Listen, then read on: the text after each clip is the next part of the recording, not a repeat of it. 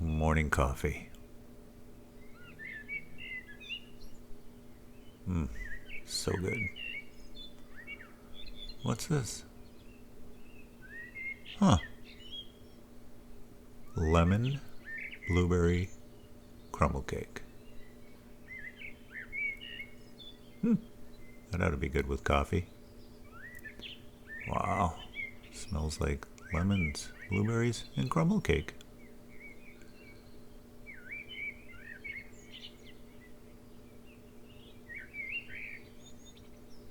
Wow, that's really good. Wait a second. Light bulb.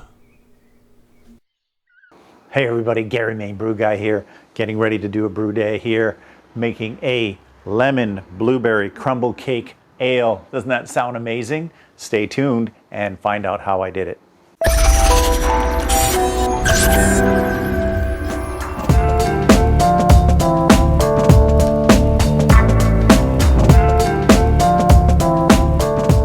Well, here's the recipe. Might be a good time to pause the screen and take a look.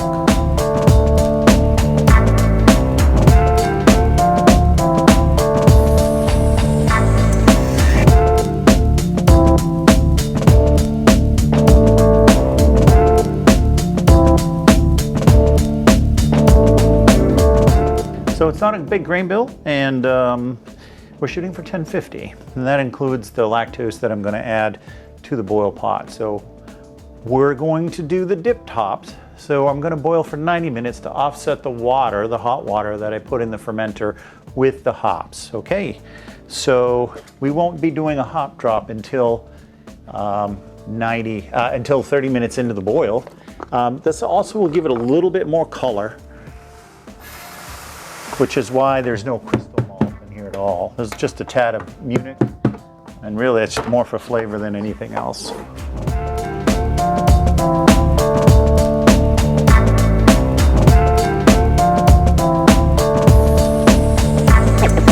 We're now going to progress to some steps which are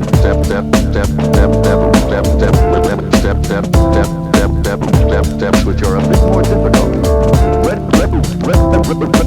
Ready and begin.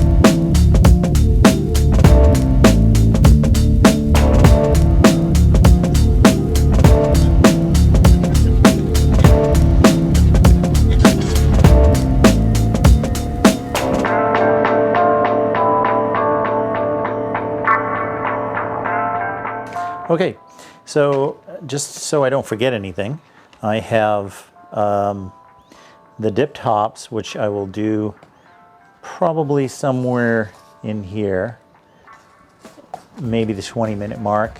I haven't decided yet. The 60-minute addition after I boil for 30 minutes. 10-minute drop, which is, in my case, a Whirl flock tablet and a little bit of yeast nutrient, and then the flame out portion of the lemon zesting. Also within the 10-minute boil is the pound of milk sugar, lactose, and then flame out again will be the dried blueberries. That's 4 ounces of dried blueberries. I'm just trying this to see what happens. I don't expect a whole lot from that. Okay, we have now boiled for 30 minutes and I am ready for the official 60-minute boil. So I'm going to go ahead and drop my 60-minute addition. A little Citra. right in the pot. When there's 20 minutes left in the boil, I'm gonna go ahead and do the dipped hops, which I'll have the fermenter prepared, sanitized, the hops will be in there, it'll be sealed. I'll wait, 20 minutes left in the boil, I'll move over 1.5 liters. Once that's done, I'm gonna seal the fermenter, airtight, and I'm gonna let it build pressure as the hop tea just starts extracting all that goodness. Let's see how that works out.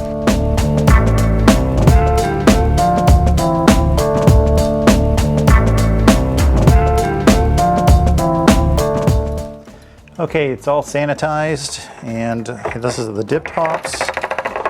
Let's go ahead and drop them in there. And then let's move some water over. 1.5 liters.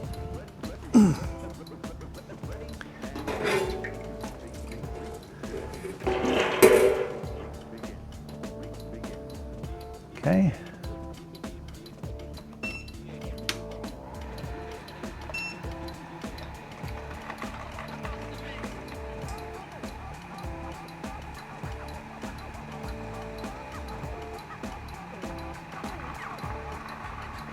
Okay, that's it.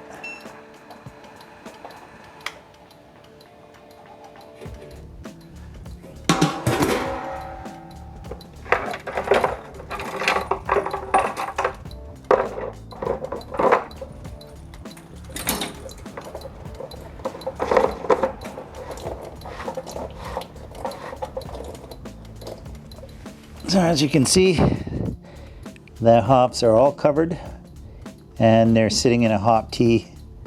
It's probably dropped to about 160 by now. And now we wait till the end of the boil. Once the end of the boil is done, we cool down and then we drop the wort right over this. Okay, update on the brew day. We are about 20 minutes left in the boil.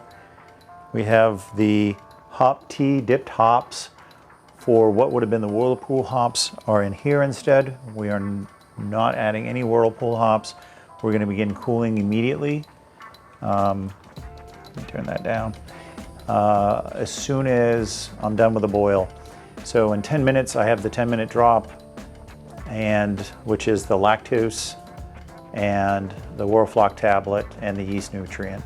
Then at flame out, I have the blueberries and the small portion of lemon zest.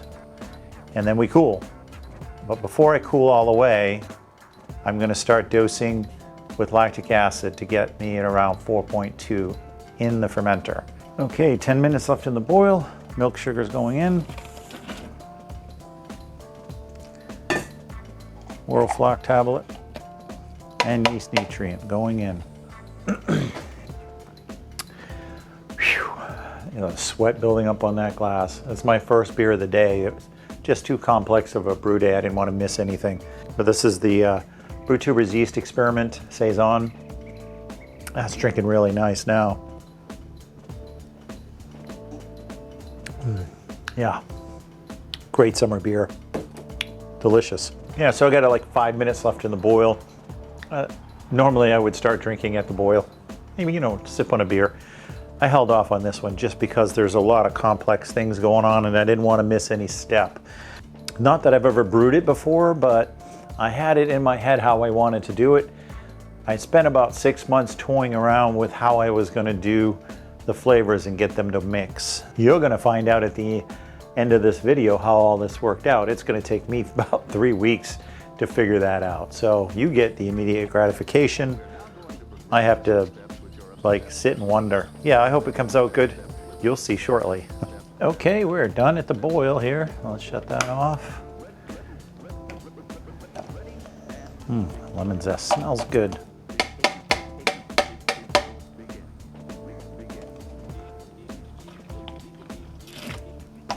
A few pieces of lemon stuck at the bottom there. And the dried blueberries.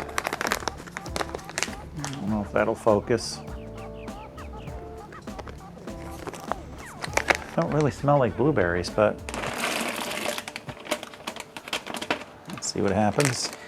And now I'm going to go ahead and start cooling. So I'm going to turn the pump on. Okay, I see that whirlpool moving. and I'm gonna go turn the water on to start cooling immediately. Okay, we started the cool down, so I'm going to start checking the wort pH before we get too low in temp.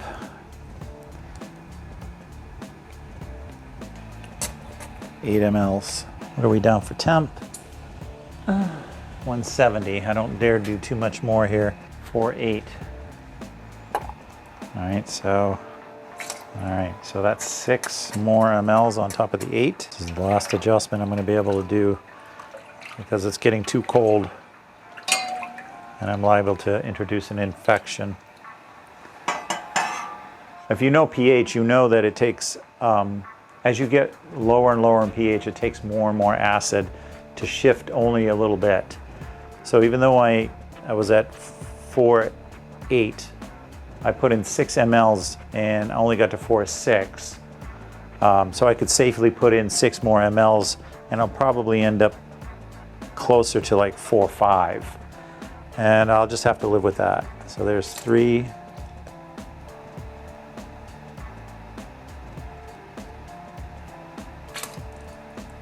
Six more. And I'll check the pH after I've collected all the wort I need to collect it, and then I'll just take a sample, and if it's contaminated at that point it won't matter because it's not going to go in the fermenter. So hopefully we'll get it down to about 4.5 then. Last time I did dip tops, it built in pressure. All right.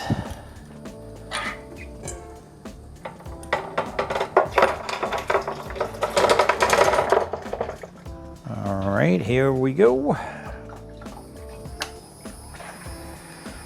That's going too fast, so let's slow it down.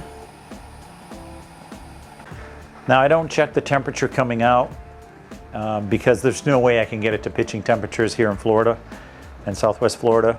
Oh my God, I can smell the hop aroma just bubbling out of there. Anyway, I don't really worry about what it's going. I mean, I don't want it going in at 120 degrees, but if it's going in at 80 or 90 degrees, that's fine. I'm going to use the glycol to drive it down, and I'll be at pitching temperatures within 15 minutes. So, not a concern here. Ready and begin.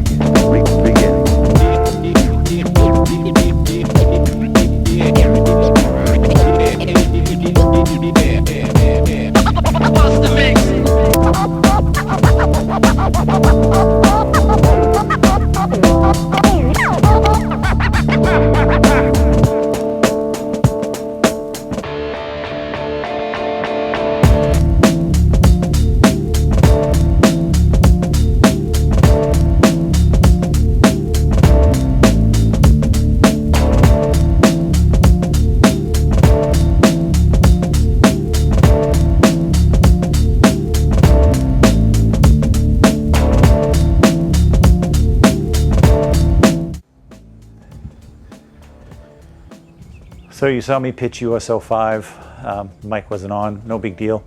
So I was able to get this down to temp fairly quickly. I'm still cleaning the brew rig, which shows you how quick this thing is. The next thing would be to go ahead and, oh, by the way, I'm going to go ahead and pressure ferment this at about 5 psi. US-04 does have some nice phenolics, but I want to suppress those down a little bit. I don't want the yeast to overpower. But I do want it to add a little bit. So not 10 psi, 5 psi. We'll see what that does. We did add the remaining amount of lemon peel, a lemon zest in there. That'll be there under fermentation. Maybe the yeast can help liberate some more of those oils. We got the pH down to 4.5 prior to fermentation. So hopefully we get down to about 4.2 after fermentation and CO2. So I'm hoping that's about where we are. I don't want this to be a sour, but I do want it to have that bright sharpness to it. And so when fermentation is done completely, I'm gonna go ahead and add the blueberries. And the way I do that is I take the blueberries, whole blueberries, frozen, out of the freezer, let them thaw overnight. In the morning, I take my Ninja blender, I put in a little bit of star sand and water, run the blender for a little while, make sure it's, you know, quite sanitized, pour out the foam, and then I, you know, throw in the blueberries and then grind those up. Puree, coarse to fine. It doesn't really, I haven't really noticed any difference. And then pitch them into the fermenter, seal it back up, and let it go for a couple more days. Now, there's not a lot of sugar in the blueberries, so there's not going to be a whole lot of fermentation after the fact, and it's a little slow. So I just let it go for another 3 or 4 days. It'll be enough there to scrub out any oxygen I may have introduced. Then the next thing I'll do is I'll take an 8-ounce pint. I'll take a pint glass, and using a party tap from the fermenter, I'll fill the glass, and of course this is not going to be, it's only going to be about 5 psi carbonated, so it's not going to be, you know, super carbonated, and it's going to be, you know, room temperature. Not a big deal. What I'll then do is take the blueberry extract, the lemon extract, and the cake batter extract, and I'll titrate those with pipettes, and noting the amounts that I add until I get the balance I'm looking for. And once I have that ratio and balance, I'll scale that up to the 5-gallon batch. I'll take my keg, I'll star sand and clean it. I'll put in the amounts of extract that I calculated out, seal the lid, purge it with CO2, do a closed transfer of this wort over into the keg with the extracts that are in there at the right percentages, hopefully.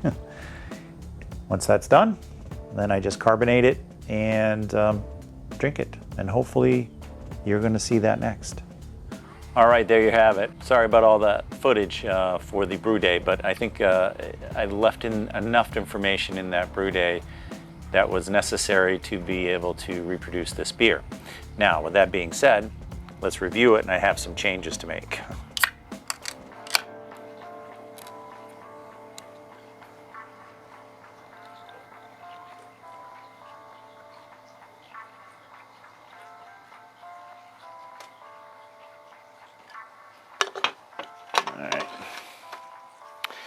As you can see there, that's it looks like a blueberry beer, right? Or maybe even some sort of a mixed berry. The head doesn't really stick around all that much. It seems to be appropriately carbonated in the glass. What I get off of it right away is like that crumble cake, a hint of lemon, and definitely the blueberry. So they're all three, they're there, and it does sort of smell like the pastry, but not, I mean, not quite. It has more of a, almost a mechanical kind of flavor to it. So I'm assuming that one of the extracts is causing that. I'm gonna go with the cake batter one, because I've used Olive Nation before for the blueberry, and it didn't really do that. The lemon, I only used a really small amount. I would probably source out a different one than I was using. Okay, here we go. So maybe a little bit of the cake batter in there, but not much. It's certainly light on the tongue. I definitely get the lemon, even some of the blueberry at the very tail end. I think so it's pretty good, but it's not great. With that being said, I think if we kept the pH the way it was, the sweetness would have came through and carried some of those flavors a little better. Other than that, I probably would not pressure ferment, even at 5 psi. I would do not open fermentation, but airlock, just no pressure. And let US-04 throw some of those esters, because I think that would have complemented the beer. As far as the dip tops go, I think that was probably okay, and I would probably continue doing that. Maybe even a couple, maybe double up on the vanilla beans, and then I think it'll be quite nice. So I made some adjustments on the recipe that needed to be made already. So those recipe changes that you see on the video here is pretty accurate, other than the pH part. All right, so lessons learned.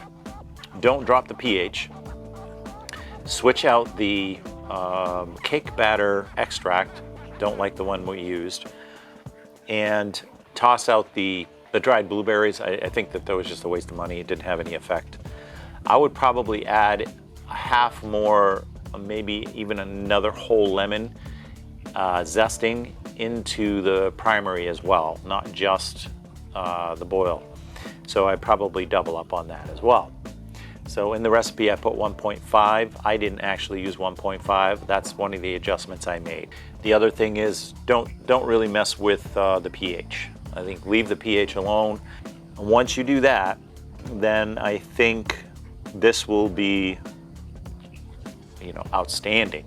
So anyway, it is refreshing, it's good, and I hope you enjoyed the video. Cheers. Shout out to our sponsors for the BrewTubers Online Brew Club, 5 Star Chemicals, Yakima Chief Hops, Brewing America, Imperial Yeast, Hopsteiner, and Beer and Wine Hobby.